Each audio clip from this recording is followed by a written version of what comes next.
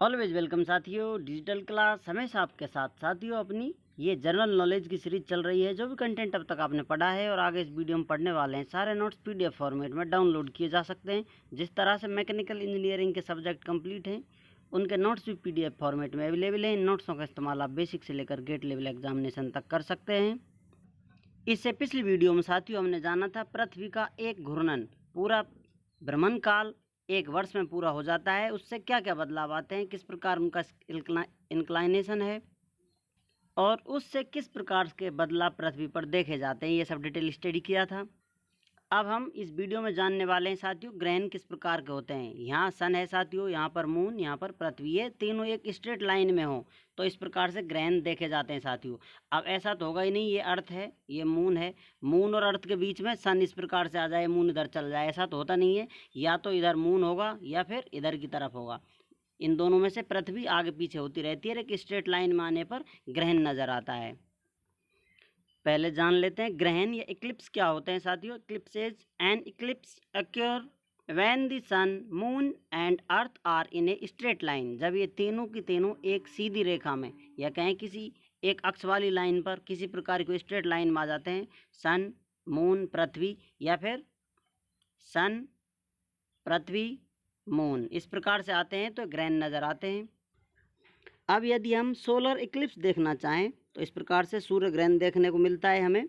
यहाँ आप देख सकते हैं, ये इमेज बनी हुई है शॉर्ट, अभी आपको डिटेल में बताया था। उस प्रकार से इसको और कवर करने वाले हैं। The moon lies between the sun and the earth. Earth और सूर्य के बीच में मून आ जाता है तो इस प्रकार से सूर्य ग्रहण हमें नजर आता है। ये अर्थ है, यहाँ से आप सूर्य को देख रहे हैं इधर की साइड में।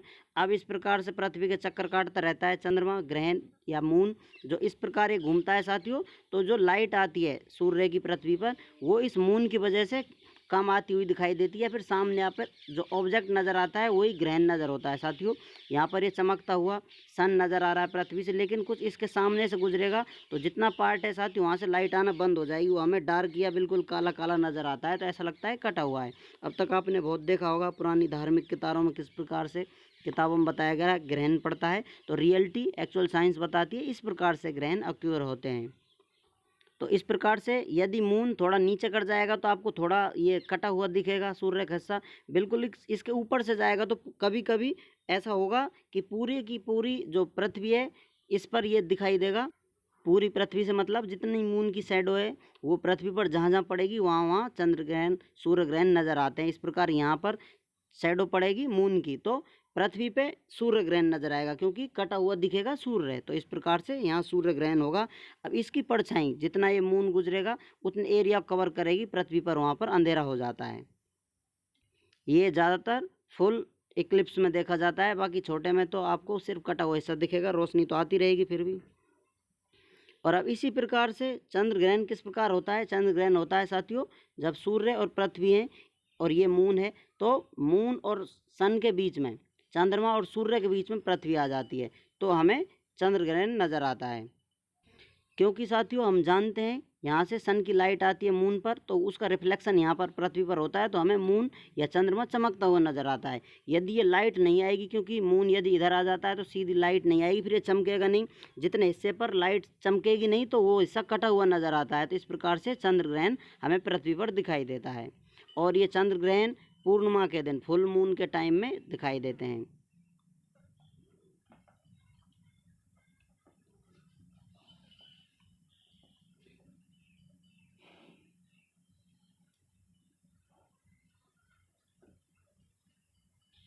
सॉरी साथियों, रिकॉर्डिंग प्रॉब्लम हो सकती है। जानते हैं लूनर इक्लिप्स के बारे में। चंद्र ग्रहण, a lunar eclipse takes place on a full moon. पूर्णिमा की जो रात होती है उस समय आपको ग्रहण देखने को मिलते हैं। बाकी सूर्य कटता बढ़ती है, चंद्रमा जो है अपना कटता बढ़ता चढ़ता रहता है, कभी कटते हुए छोटा हुआ आता है, कभी बढ़ता हुआ जाता है। वो आप जान लीजिए वो किस वजह से होता है।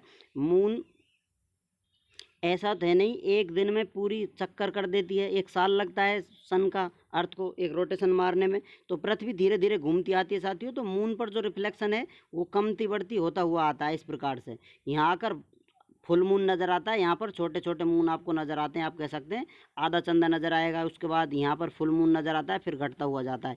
इस प्रकार से आपको मून है या चंद्रमा है घटता बढ़ता हुआ नजर आता है कुछ दिनों तक लगातार।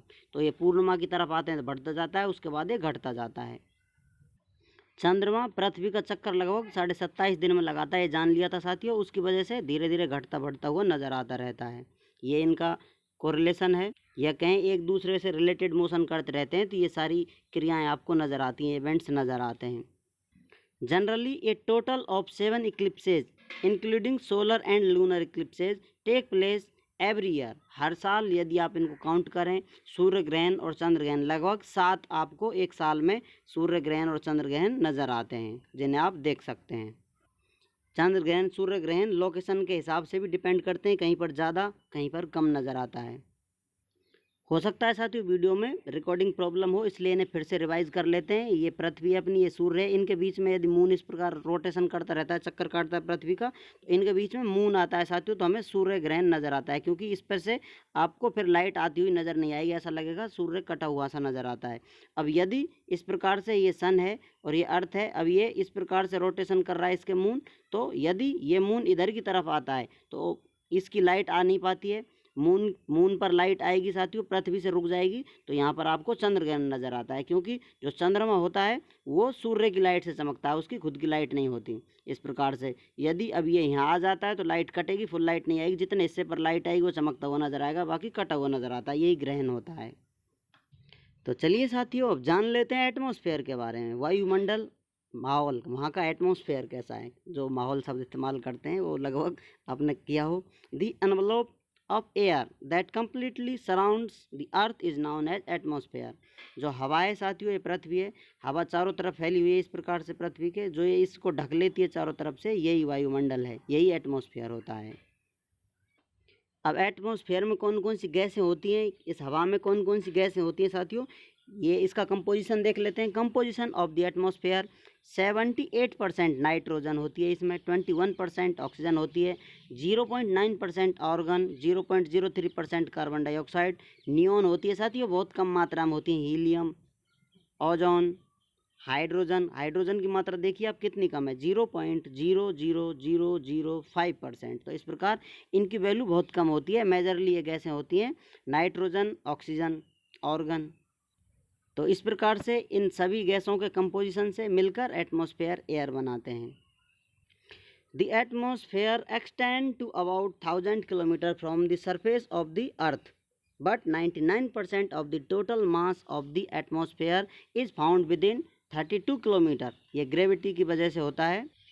यहाँ पर आपने देखा है साथियों, पृथ्वी से हज़ारों किलोमीटर तक एटमॉस्फेयर होता है, लेकिन इसका बहुत ज़्यादा कंटेंट या बहुत ज़्यादा गैस बिल्कुल इस 32 किलोमीटर के एरिया में मिलती है, 99%, क्योंकि ग्रेविटी की वजह से यहाँ पर ये सब खिंचा हुआ रहता है।